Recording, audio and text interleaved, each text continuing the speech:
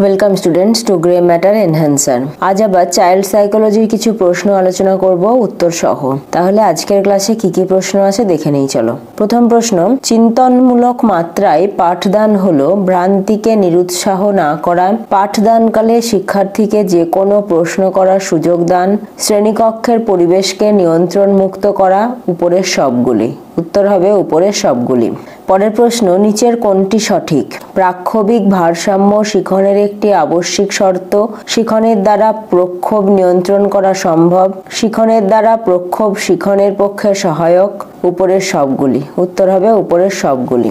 পরের প্রশ্ন, কাজের মধ্যেই আনন্দ এই ধরনের মন্তব্যে কোন প্রেষণার কথা স্মরণ করায়? শারীরিক প্রেষণা, ব্যক্তিগত প্রেষণা, অভ্যন্তরীণ প্রেষণা, উপরের কোনোটিই নয়। উত্তর হবে অভ্যন্তরীণ প্রেষণা। নেক্সট কোয়েশ্চেন, বিজ্ঞান এবং শিল্প প্রদর্শনী, নৃত্য এবং সঙ্গীত পরিবেশন এবং বিদ্যালয়ে ম্যাগাজিন প্রকাশের উদ্দেশ্য হলো বিদ্যালয়ের নাম প্রচার করা, পিতামাতার সন্তুষ্টি আনয়ন করা, শিক্ষার্থীদের সৃজনশীলতাকে উৎসাহিত করা, বিভিন্ন পেশায় শিক্ষার্থীদের প্রশিক্ষণ দান। উত্তর হবে শিক্ষার্থীদের সৃজনশীলতাকে উৎসাহিত করা। পরের প্রশ্ন, সাইকোলজি শব্দটি কোন ভাষা থেকে নেওয়া হয়েছে?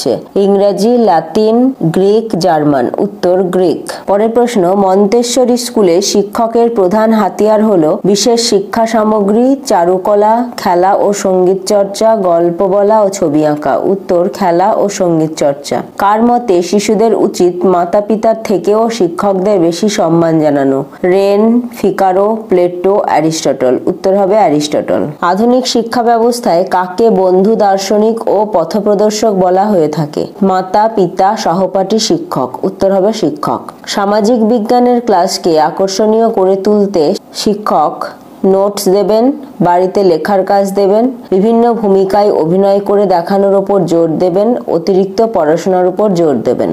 বেশিরভাগ ক্ষেত্রে সপ্তম থেকে অষ্টম শ্রেণীর ছাত্ররা যে সমস্যার সম্মুখীন হয় তা হলো অস্তিত্বের সংকট, আবেগজনিত সংবেদনশীলতা, পড়াশোনার কম আগ্রহ, অতি সক্রিয়তা। উত্তর হবে অতি সক্রিয়তা। নিচের কোনটি বংশগতির সঙ্গে যুক্ত উপাদান? উত্তর হবে সহপাঠীর প্রতি দৃষ্টিভঙ্গি, চিন্তার বিন্যাস, চোখের রং, সামাজিক কাজে অংশগ্রহণ। উত্তর হবে চিন্তার বিন্যাস।